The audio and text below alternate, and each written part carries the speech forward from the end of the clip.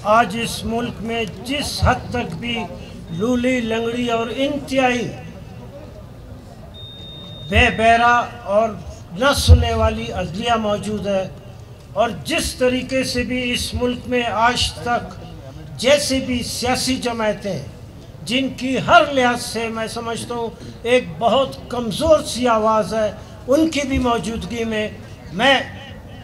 इस मुल्क में जो कुछ भी है वो इस मुल्क के सियासी वर्करों के हवाले से आज इस मुल्क में है। आप बात कर सकते हैं, अब कोई माई का लाल किसी को बात करने से नहीं रोक सकता। क्या जनरल क्या कर्नल सब के बारे में बात होती है। मैं सिर्फ ये कहता हूँ कि इस मुल्क में जितनी भी जदोजहद लाखों सियासी वर्करों ने की हैं, उसमें बलूचिस्तान के लोगों का भी हाथ है, साथ है, हम भी उसमें शामिल हैं। मैं बहैसियत एक बहुत जिम्मेदार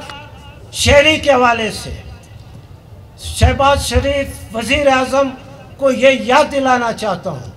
और सुप्रीम कोर्ट को ये बताना चाहता हूँ कि सिर्फ वज़ीर आज़म बलूचिस्तान के अलावा बाकी इलाकों का वज़ीर आज़म नहीं, सुप्रीम कोर्ट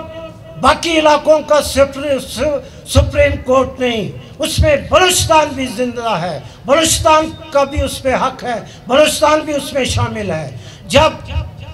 फौज के कहने पे सिफारिश पे जब सुप्रीम कोर्ट से ये कहा गया है कि वो ISI आर्मी और अरशद रशीद शरीफ के जो अंदोनाक कत्ल है दूसरे, उन सब पे वो तहकीकात करे और उस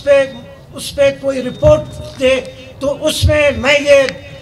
बलूचिस्तान के एक शहरी के हवाले से, पाकिस्तान के एक शहरी के हवाले से ये डिमांड करता हूँ और एक जिम्मेदार वकील की तरफ से डिमांड करता हूँ सुप्रीम कोर्ट से कि उसमें जो भी बलूचिस्तान में जितना भी आज तक हुआ है, आज ये जितनी यहाँ तकारीर हुई हैं, उसमें 75 साल की बूढ़ी माँ से लेके एक 13 साल की छोटी बेटी की भी तकरीरें हुई हैं। ये तकरीरें नहीं हुई हैं, इन तकरीरों में सिर्फ इस किस्म की बातें हुई हैं जैसे अफराज साहब ने कहा कि सुनने की भी हम लोगों को ताकत नहीं है। मैं सुप्रीम कोर्ट से ये डिमांड करता हूँ कि सारे आर्मी और ISI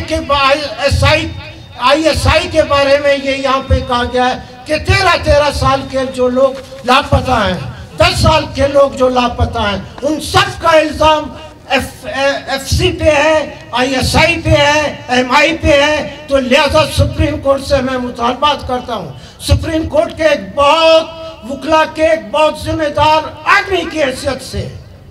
अली अहमद कुर्द की हैसियत से मुतालबा करता हूँ कि जो सुप्रीम कोर्ट में मामला अभी